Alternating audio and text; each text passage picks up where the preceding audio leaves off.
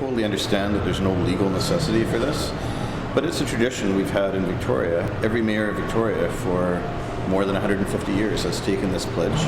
What kind of message are you sending if you're the mayor and you're not prepared to take a standard pledge of allegiance that every mayor has taken before? And what's the matter with our head of state? What's the matter with our system of government in Canada? If you want to have that debate, fine. But I don't understand why we would unilaterally make that change with no debate. The newly elected mayor of Victoria, BC, of course, a city that is steeped in tradition with the monarchy. After all, the city is actually named after a monarchist. But the mayor, Lisa Helps is her name. She won the election by 89 votes.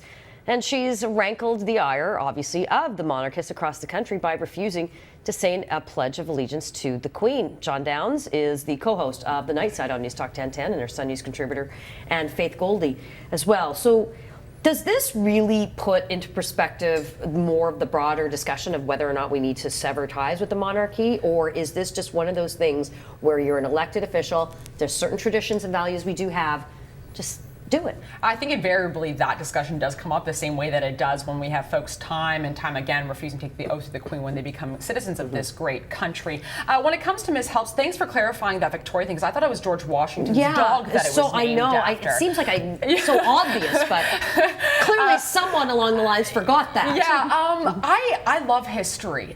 What's funny about history is that actually the monarchists, Victoria, they were actually allied with certain native groups like the Iroquois. They helped them actually beat the French. But, you know, history aside here, you live in Canada, Ms. Helps. If you want to be a Republican, well, then head on south of the 49th. Here, this is part of our heritage. And if you want to snub the Queen, well, then do so in a gesture that is appropriate. This is not. It's part of your custom there to take this sort of oath and allegiance.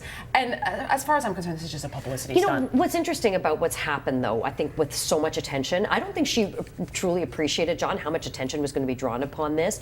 She kind of flip-flopped. Like, she apologized for all of the uproar, as it were, and then she said, I'm not doing it because of respect for First Nations. So, like, she wasn't consistent with what she was saying. No, you know, at the same time, I think she was completely within her right to do it. There's no legal obligation. As you said, it's custom, and I think, quite frankly, it's a stupid custom. And that's as far as, you know, the mayor's chair But why goes. is it a stupid custom? Well, because that has absolutely, the municipal level of government has absolutely nothing to do with the Queen. And I think it's a really important debate we have to have at both the provincial, essentially the legislative branches.